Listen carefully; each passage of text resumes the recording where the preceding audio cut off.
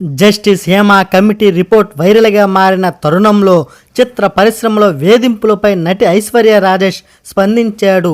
హీరోయిన్లు ధైర్యంగా ఉండాలని తాజాగా ఓ ఆంగ్ల పత్రికకు ఇచ్చిన ఇంటర్వ్యూలో తెలిపింది. నేను చిత్ర పరిశ్రమలోకి అడుగుపెట్టి దాదాపు 12 సంవత్సరాలు అవుతుంది. కాలానుగుణంగా ఎన్నో మార్పులు జరిగాయి. చిత్ర పరిశ్రమలో నేను ఎలాంటి వేధింపులు ఎదుర్కోలేదు. వేధింపులకు పాల్పడిన దోషులకు సరైన శిక్ష పడాలి. చిత్ర పరిశ్రమకు సంబంధించి మహిళలకు నేనిచ్చే సలహా ఒకటే, మీరు ధైర్యంగా ఉండండి. చొరవ తీసుకోవాలని ఎవరైనా ప్రయత్నిస్తే వెంటనే స్పందించండి, గట్టిగా మీ స్వరాన్ని వినిపించండి అని తెలిపింది.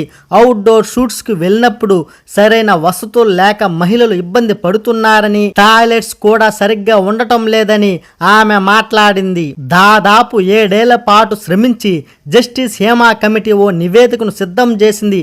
మలయాళ సినీ పరిశ్రమలో మహిళలు ఎదుర్కొన్న సమస్యలు, వర్కింగ్ కండిషన్లు, రెమ్యునరేషన్, సాంకేతిక రంగంలో మహిళల భాగస్వామ్యం వంటి అంశాలను అధ్యయనం చేసిన కమిటీ కాస్టింగ్ కౌచ్ మొదలైన వివక్ష వరకు మాలీవుడ్లో మహిళలు పలు ఇబ్బందులను ఎదుర్కొంటున్నారని పేర్కొంది. ఇదే తరహా కమిటీని అన్ని చిత్ర పరిశ్రమలో ఏర్పాటు చేయాలని నటులు కోరుకుంటున్నారు.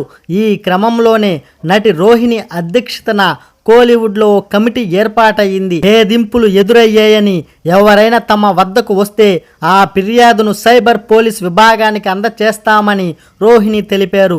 దోషిగా తేలిన వారిని దాదాపు 5 ఏళ్లు కోలీవుడ్ నుంచి బ్యాన్ చేస్తామని చెప్పింది.